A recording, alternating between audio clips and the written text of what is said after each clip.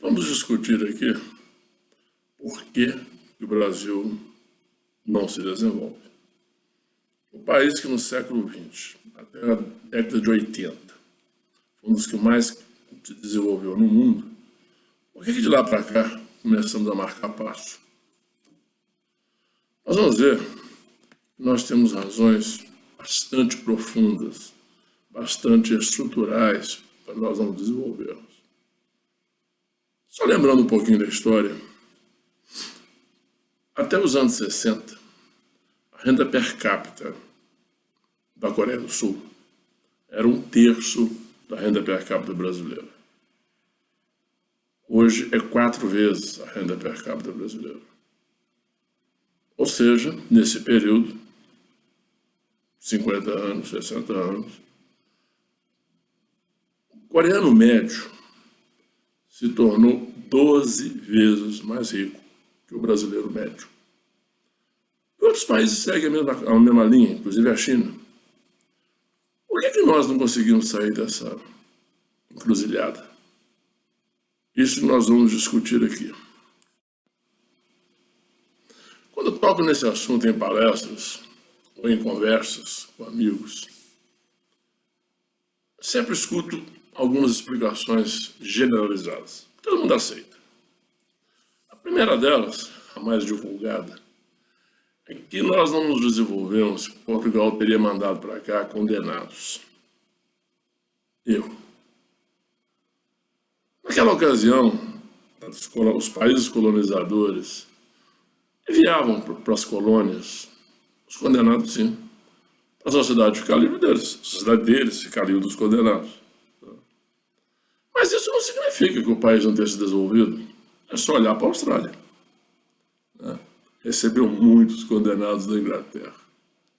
Uma outra explicação, também muito comum, é que nós somos um país tropical, estamos no hemisfério norte, hemisfério sul, e os países do hemisfério norte têm mais condições de desenvolvimento.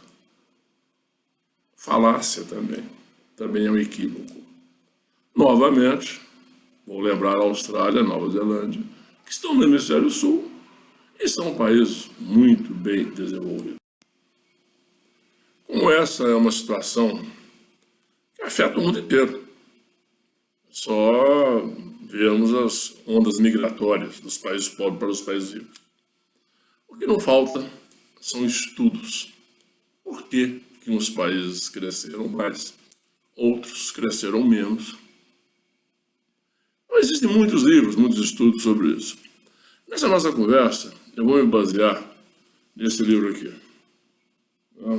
Lester Sorrow, A Construção da Riqueza. Ele desenvolveu um modelo muito interessante e que ele representa, de forma figurativa, pelo verso da nota de $1. Na década de 1920, com a grande recessão nos Estados Unidos, o governo americano, para incentivar a população, mandou imprimir no verso da nota de $1 uma pirâmide inacabada. Seria a pirâmide da riqueza. Com isso, ele queria dizer que a riqueza é um processo em construção.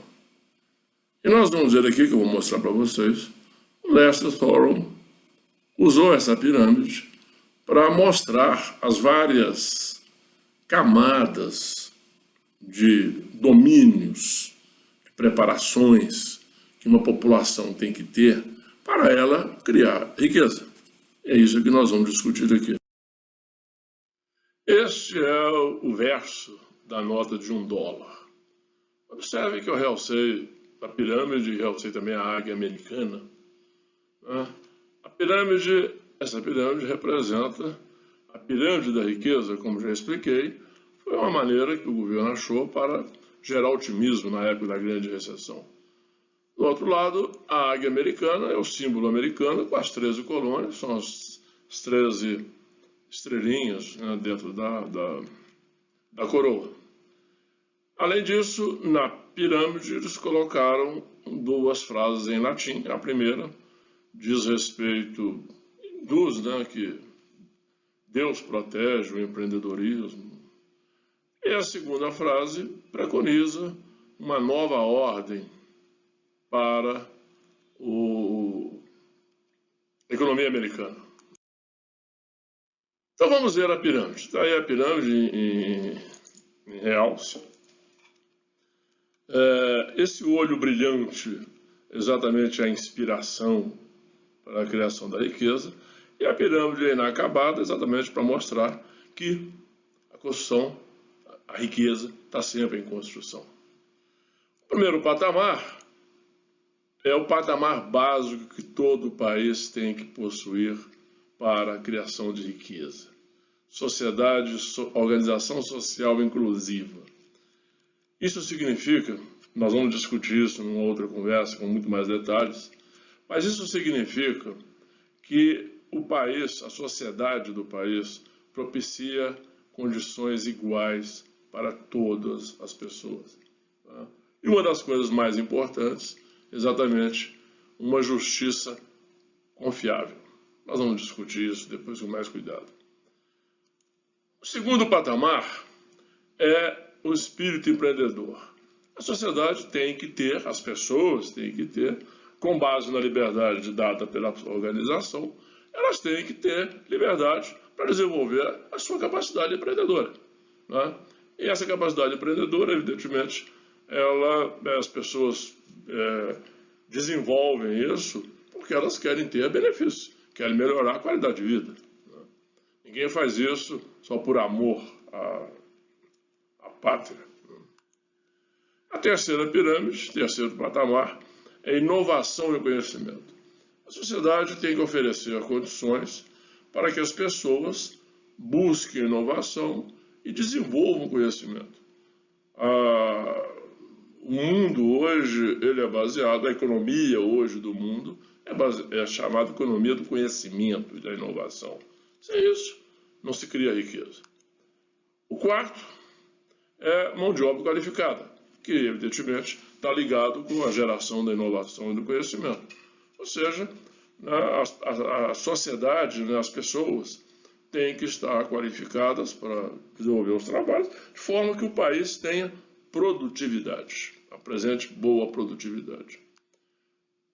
Em seguida, nós temos as instalações e infraestrutura, né? Instalações fabris, tá certo?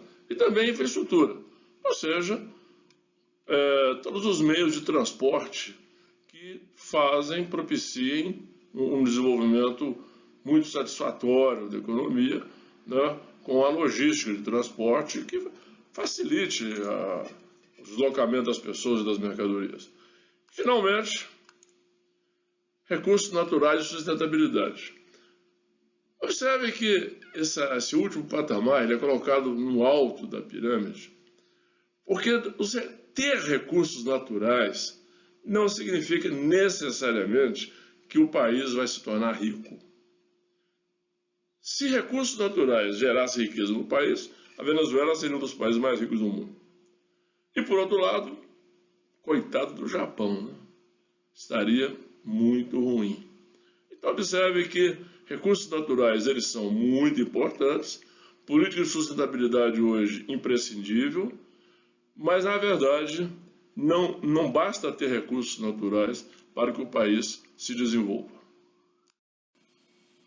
Bem, vou trazer aqui nesse ambiente uma série de conversas mostrando cada um desses elementos que compõem o processo de criação de uma riqueza.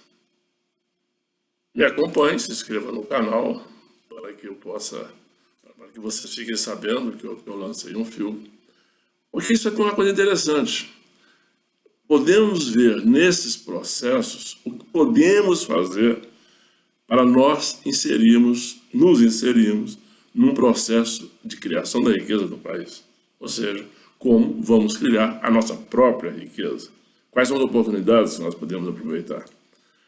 Mas antes de encerrar, dê uma olhadinha na figura que eu coloquei, que vocês vão entender muito bem a lógica do que vem pela frente. Muito obrigado.